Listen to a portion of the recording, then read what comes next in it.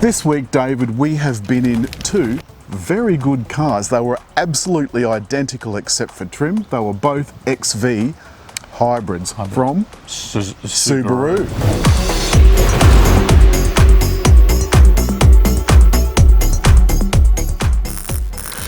Well, Alan, you noticed that the front of mine was a little different. I had the upmarket version. I think that's astute judgment. You did, yes. They meant to give me the upper one, but they gave it to you. Different grille. Mine actually has light washers, and the lights are different. Yes, you've got bendy, twisty LED lights that twist with the steering wheel. I've got 4 candles. Fork handles? No, 4 candles. Oh, I thought you were talking about the space in the boot for tools. Who do you think you are, one of the 2 Ronnies? Well, the problem is, David, when these turn on, you've got lovely bright blue light, that sort of daylight light that bends and twists, and this really is like having dinner by candlelight. Now that we've milked our 4 candles joke to the absolute limit, David, why don't you show us what it's like to get in the back? Nice wide door? Pretty good, and it's high enough that I don't have to put my bum in first. I can actually get a leg in first.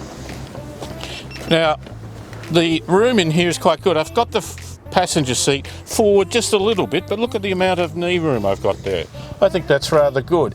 The driver's seat is way back, and you see it's a little more cramped, but still there's room to move and not much headroom. Stitching's nice.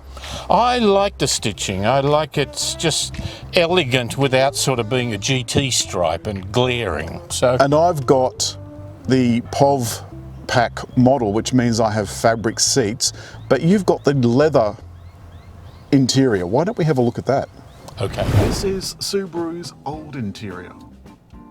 So we've got 3 screens, one over here in front of the driver, one up here at the top of the center stack, and one here, which is the main system. Now, the problem I've got with this is that there's settings all over the place. Like, you go home and there's some settings in here. Now, one thing I do notice is that you've got maps. So you've got navigation in this, whereas I don't have navigation in the other one. And you've got nicer seats too, David. David's had the posh one all week. But they gave me the posh one. David can reach for that without having to get forward in his seat. The beeps, fairly annoying. I'd turn that off if I were you. Up the top, at the moment, we've got showing a graphic of how the drive system is working. Whenever you turn any of the eyesight stuff on, that disappears, and that really bugs me. So if you use your smart cruise control, etc. Oh, okay. That turns up. See, the eyesight comes up instead. There's nothing that you can do about it, and Subaru says that's just the way it is.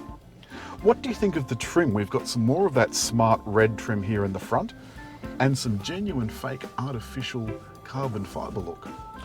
I think it's not a bad balance. I think this almost GT stripe, but without being over aggressive, with a nice sort of colour to it. I think it breaks it rather well. There's little bins everywhere, bi-zone climate control with an automatic function, which I like, and you can sync them, which is good. There's a sync button here, something that's missing in the Outback. You've got to go into the menu for that. Yeah. But, so there's good and bad all round. The steering wheel is festooned with buttons. David, show the people the buttons. Well, for a start, there is Sport or Economy, I think. Is that the one? Yeah. S Drive. Yeah. No, that's SI Drive. Yeah, that's right. So that is Sports and Economy. Okay. And there's a view. I can change the view. Oh, I can change the view for looking at the camera. My one has cameras all round. Yeah, mine doesn't even have doors. Yeah, doors aren't standard. I can change things. There's obviously the cruise control and the distance to the car, so it's an adaptive cruise control to the car ahead of you. And audio on the right. And then the buttons. There's one thing that's not here, and that's a mute button. If you get into a car and the last person has been using their iPad but has kept the volume of the iPad low and boosted it here, when you turn the engine on, you have to be very careful you don't get blasted out of the existence. Yeah. So I love a mute button, but this one I have to hold down and slowly raise or lower it. Now the other thing too is the buttons down below. I control this screen here. I like being able to get a digital readout of my speed limit. This model is showing me what the actual speed limit is and all the usual sorts of things. See, I'm averaging 9.1 litres per 100. That's not very good. That's a mild hybrid. No. David, this engine is a little bit less powerful than the petrol equivalent. Yes, it's got 110 kilowatts. And what's the petrol's? 12, is it 12.3 or something? Something like plus, that. Well, that's the electric motor? Yeah. Yeah. So it's a couple of kilowatts down on the... And you notice I just started to roll when there was a bus in my blind spot. And did it flash? Well, it beeped at me. No, that was my message coming in from a friend. Oh. Yeah. Well, it didn't beep at me. No. Would you like to tell the people what sort of transmission we have? We have a CVT, I believe. And it's your favourite transmission? No. No, nor But mine. it does have stepped things, and I have paddles that I can work on this. Ratios. It's got fixed ratios that if you stick the boot in, it really does sound like a normal transmission, sort of. The ride, David, is fairly smooth.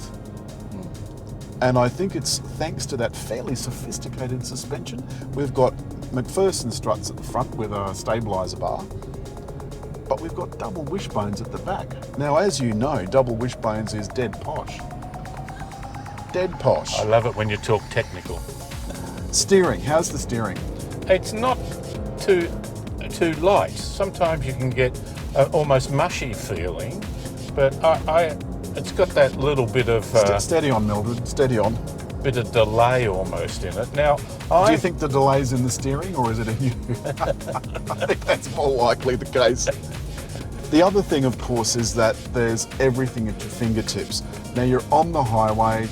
We're not on the highway. I mean, saying, imagine you're on the highway. You can activate your cruise control, which is smart cruise control. There's active lane management, which keeps you centered in the lane. I think all in all, the safety package is actually really comprehensive. And that safety package is available in the non-hybrids on the middle spec and high spec. Yeah. In the hybrids, it's on the high spec, but it includes rear cross traffic, and it includes the ability to have automatic emergency braking in reverse. Yeah, well, they demonstrated that to us At the launch, and that is something that's really difficult unless you're used to it. It's really difficult to allow the car to do. But in the Outback, I was trying to reverse into a very tight space, and it said no, no. You're too close to the wall. You're too close to the wall. It said. So it just wouldn't let me go closer. So we both had these cars for a week. I had the POV model. David had this one. Do you think it's worth the extra money? What are the prices? It costs about $29,800 to start off, and that's a non-hybrid base model. Yep. But it goes right up to about 40,700, 40,000, maybe a little less. I'll put those prices on the screen. They'll be just, they're going to be in front of David's face. I'll put that little drop-down menu there, and there, and there and there. The important point is the hybrid costs you about $3,400 more. Do you think it's worth it?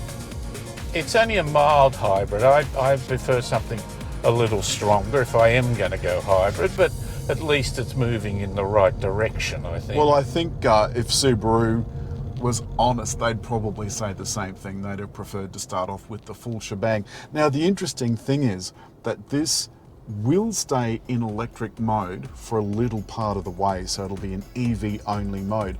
And that's the advantage of having a hybrid as opposed to a full EV, is that this will charge as you go. Yeah. I think that's the important thing. Now, the motor and battery in this, as opposed to say the RAV4 that you mentioned, is pretty small. Prius, a hybrid Camry, it's very small, so it only gives you a little boost, and really, David, not much of a fuel saving. Now, David, you've got it in manual mode at the moment. Yeah, I'm trying to get it out of it. Did I knock that over? I don't know. That's better. Oh, thank heavens for that. I didn't intentionally knock that over. Well, I think what you've done is you thought it was a staggered gate and it isn't. Okay. But I did think that you were trying to demonstrate the fact that it can have a manual mode, but in fact you just demonstrated that you've got a manual mode and it probably should be best left in auto. That's all this week from Subaru XV Hybrid. If you've liked the film, hit like, Leave a comment. and I think just there, That'd Yeah. be fine. I can't tell subscribe. because I can't read it backwards. will also